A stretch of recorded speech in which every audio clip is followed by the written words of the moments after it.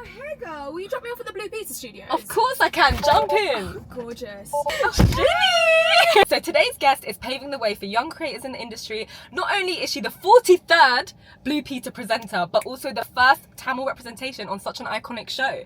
She brings so much culture and charisma to everything she does, so please welcome Shini. I'm gonna take that card. Yeah. You're gonna keep that as a little keepsake. I'm gonna intro myself this way. Tell us about you and how you came to be in the position you are in now. I feel like I scammed the system.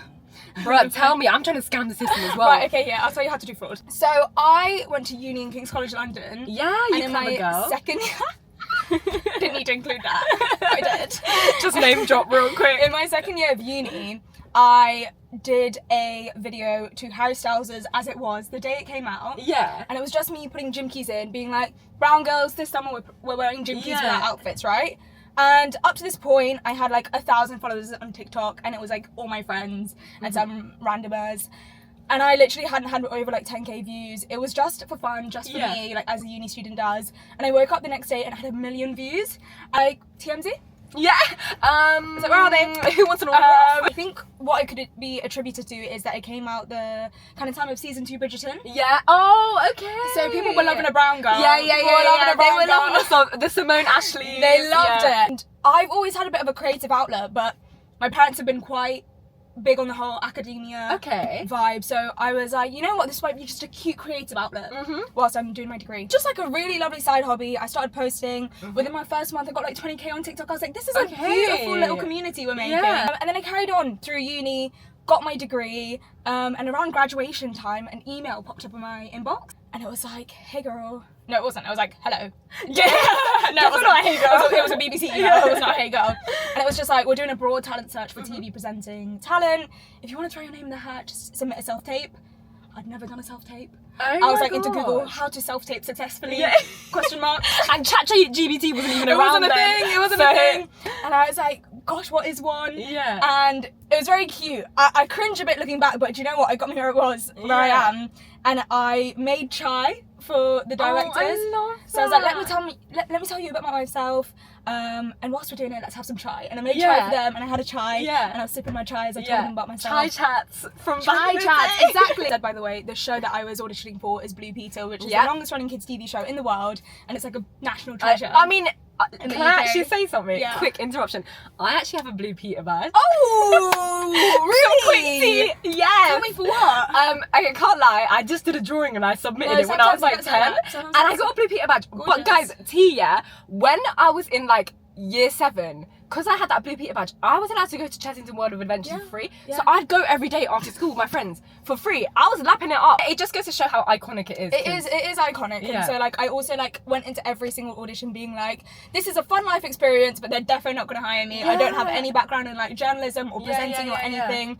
But I think I just yap for a living. And I love that because I'm a for a living. yapper. Exactly, do you know what I mean? And so the last week of November, I got the job. I resigned from EY, and from January 2024, started Blue Pizza as the 43rd presenter, and the rest is history. Oh my god, I love that for you. How did your family react, and like what was that like the actual feeling of getting that role? Because it's such an iconic role. Honestly, my parents didn't get the social media thing for a long time. I think it's a different world, and it did upset me at the start, but then I realised like it's just so foreign to anything they understand. And there'll be something that our kids do that we're like, what are you doing? What does that mean? And it's okay, like whatever, but Blue Pizza they understood, right? Like Blue Pizza I watched, and they saw. And it's TV, like social media and TV. I think they are actually genuinely so and it's the different. BBC. You know how Asians get about the BBC? They're like, wow! They're like, wow, that's my kid! That's my kid! It's something they understand. 100%. Right? Yeah, it's just something that they feel like they can relate to Exactly. a bit more. So like, when I got the gig, my mum is so funny, My mum's a very manifestation, gratitude kind of mum. Yeah. And I called her, I was like, oh, I got it. And she's like, I knew it. She was like, this what? You knew I prayed for times like this. Hello? I prayed for times like this. She's like, actually, you're the only one who didn't think you could get it. I was like, oh, why am I being like insulted right now? I know you kind of speak about or touch on how you've become the representation you've always wanted. You've brought brown culture into like the mainstream media. I think everyone thinks I was way more confident at the start than I was. Okay. But I just knew it was so important. Yeah. So I kind of like brought it on with Vim, but behind I would be like editing it, being like, oh gosh, this feels really scary. Almost. So like my first ever Diwali on Blue Peter, I was like, can I wear a bindi on the show? Bindi and jimkis and my chudidar. And they're like, yeah, of course. And then there was like a moment where I was like, but do I want to do this? Yeah. Like, do you know what I mean? Because no one else would be dressing up. It would literally just be me. Like after I did that, I was so happy. Okay, good. And we have a live kids studio audience, and like all the kids were coming up to me being like, this is so beautiful, and like touching my chudidar and all of these things. It feels really good, but I don't want people to think it feels easy, because I still have a lot of like residue of like, I don't know, childhood trauma from not being accepted, being in a like incredibly white area, maybe being bullied for it in secondary school, all of these things. So like it is a little hurdle every single time. So this is literally what I was going to touch on. Great minds think alike. Segue. Great minds think alike. But I grew up in a predominantly white area as well. It's a sense of like not feeling accepted when you do embrace your own culture, which is why I find it really like admirable that you embrace it so much. I was one of 2 minorities in my primary school year. I just remember I would be going to like Diwali events and stuff like that, and my mom would be like, can you pop out to Tesco and just buy flowers, you know, for the puja, for the prayer, you need to buy flowers. And I would kick off. I would start crying. I was like, I'm not going out there. I don't want people to see me in this, that, and the other. Oh my God. And I just was so scared of being perceived. Yeah. And it wasn't like for no reason. Like I'd had comments, like when I'd worn a bindi, people being like, is that a pimple? Like stuff like that thrown your way. And I'm never gonna beef myself for feeling insecure about that at the age of like 12, because I was a child and I hadn't learned like self-confidence. Yeah, of course. But it definitely took a toll. Yeah. And what really helped me was going to uni in London and just seeing people celebrate their culture and really come into their own. And then I was like rewiring my brain to be like, this is really cool about myself. Do you think you're going to be presenting Blue Peter for like the next couple of years, or do you think you're going to do a little switch in careers, or what's the plan for you? Blue Peter is phenomenal because it is like an all-encompassing presenting experience.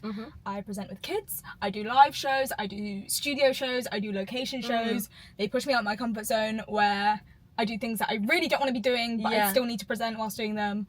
And I feel like that learning experience is so rare with your first presenting job. So my thing has always been that so long as I'm learning, I'm staying, and I still feel like I learn every single time. I love that answer. Do you know what I mean? The other week, oh my God, I helped give birth to a lamb. No. Bro, what?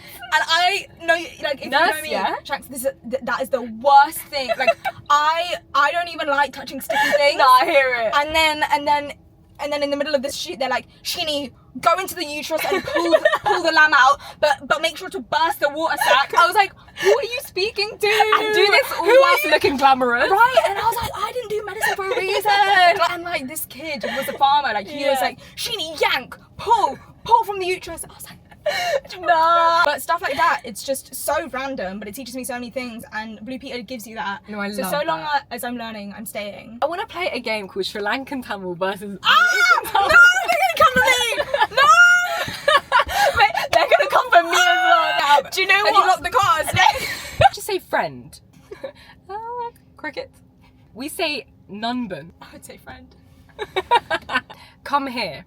Ingava. That's what we say as well. What's up? Mele. Or maybe that's top.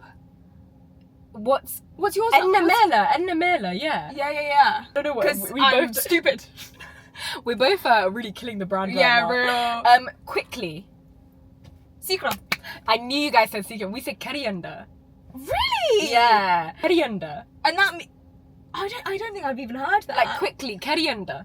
And is it like you would say that to someone being like, quickly come, quickly? Watch people actually be like, that's not how you say it. Here is Spicy Confession. I'm trying to read them. I'm so nervous. Have you ever messed up whilst filming Blue Peter? Yes, all the time. And then do you have to retake it? All the time. There'll be like big groups of people. I'll be like, hello and welcome back. Hello, welcome back to CBBC. Hello, welcome back to Blue Peter on CBBC, and I play it. Yeah, all the time. Do you feel like, because I feel like if I was like, even now when I just had to read that question, I'm like, oh, am I like being annoying right now by redoing it? But you have to, because you know like the cut. I have to, but also like we film so often that I only get scripts sometimes 24 hours or even on the day.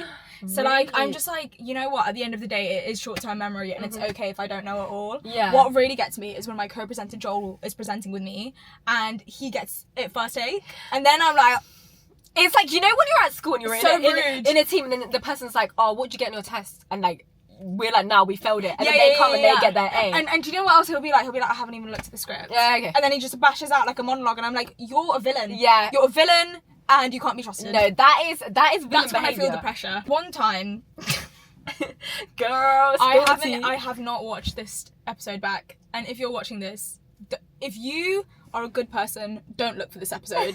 Don't look for this episode. Everybody's definitely looking for them.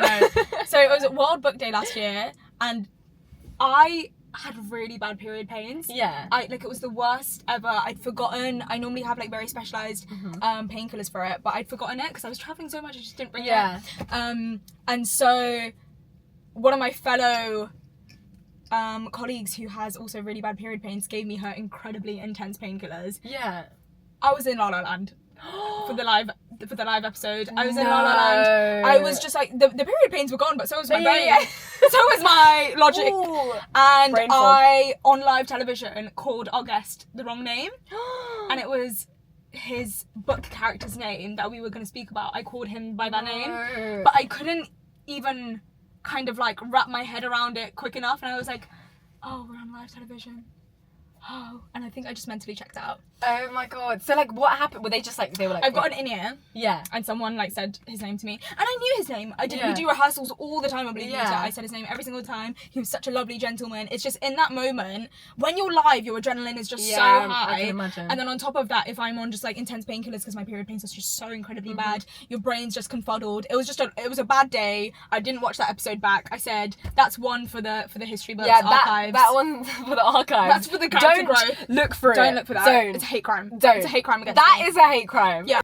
If you could swap shows and host anything else, what would it be? The Traitors. The Really? Traitors. Oh my god, I watch The Traitors all the time. I love it so much. Stop, because everyone's been saying it's so good and You don't watch it? I haven't seen it. Girl. I know. No, you'd love it. You'd love it. You'd love it. You'd love Really? it. It's so good. Ah. I only wish, listen, The Traitors, if you're watching this, I only wish there was a version. Can you cut a version whereby we don't know who the traitors are? Because I want to guess. Because sometimes I look at it and I'm like, how can you not tell that it's him? But I want to know. I'm sure that it actually is hard. So I want to watch a version where I don't even know what the traitor is, so that I can see if I know it. Do they tell you the traitor? Yeah, immediately. Oh You no, watch I them get picked. want to guess This as is they the go thing, along. this is the thing. I would watch the traitors. I want to be Claudia Winkleman. I want to be like, it is time for the round table. Yeah. But you know what? I'm too giggly for it now. I need to age. Is it quite serious? She's like she plays it so well. She is serious, but she's got like a nice, like a funny side to her. Okay. But you almost have to be able to look someone in the eye and like not care if they die. Okay, so like maybe a couple years down the line, traitors shout her like, traitors, please. I can be really mysterious. You are the traitor. Well, that's it. That's literally the end of it. Have you enjoyed it? We've had the best time. Like That's so cute. I just needed a long form platform to yap at, and you gave it to me. Oh my god. But also, can I just say, you are smashing it. I just Stop. think this interview platform is so lovely. Like this episode's been so good, and I've genuinely enjoyed having you on so Yeah, much. she has to say And that. yeah, guys, it's actually in the contract.